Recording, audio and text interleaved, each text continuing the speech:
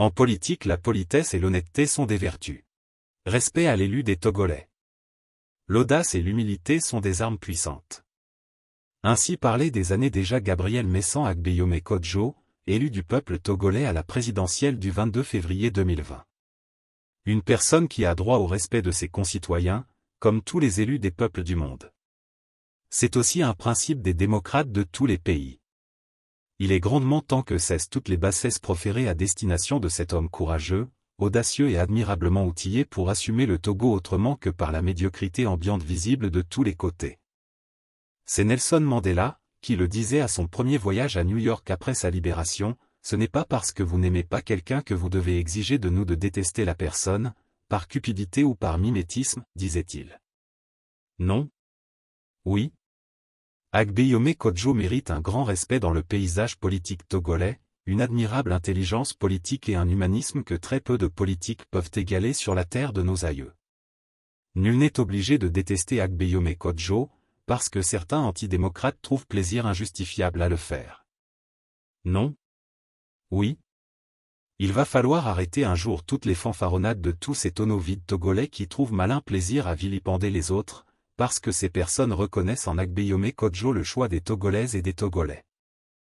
Une année après la présidentielle, ça doit cesser cet inutile gâchis, qui ne possède aucun argument justificatif républicain comme support, en face d'une si féroce dictature. Si véritablement vous avez besoin de vous en prendre aux fossoyeurs de l'idéal démocratique au Togo, je vous l'indiquerai très clairement, et 2 fois plutôt qu'une, c'est bien Gilles-Christ Olympio ce fossoyeur que vous recherchez en plus de bien le connaître. Ce n'est ni Agbeyome Kodjo, ni Yaovi Agboyibo, ni Edem Kodjo ni Léopold Gnininvi ou quiconque à part l'incompétent politique et le naufragé Gilles-Christ Olympio dont les faits d'armes d'insuccès et d'incapacité sont uniques dans l'histoire du monde.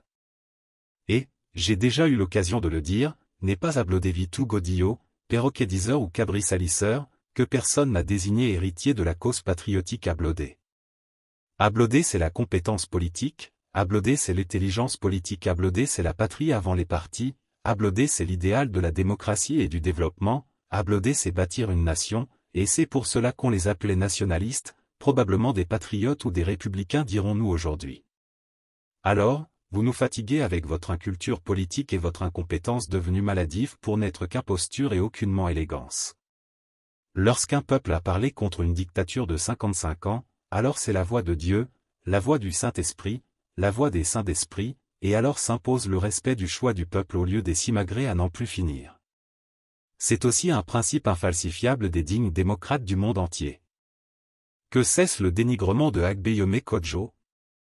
Et que cesse ce dénigrement continu, pour de bon, s'il vous plaît. Occupez-vous de vous-même. Agbeyome Kodjo, lui, c'est l'élu des femmes et des hommes du Togo. Ce n'est pas rien. C'est d'ailleurs la règle immuable que nous avons appliquée à toutes les personnes qui étaient dans la position de Agbeyome Kodjo auparavant. C'est ainsi et ce sera ainsi chez les démocrates du Togo. Au Togo, les démocrates respectent les règles et les principes de la démocratie universelle. Assez, c'est déjà trop pour que s'arrête la déraison. Merci. Pierre S. Adjeté. 10 mars 2021. Téléphone, +1 819 770 69 69. Pour le Togo. Fièrement, mon téléphone a toujours été du domaine public.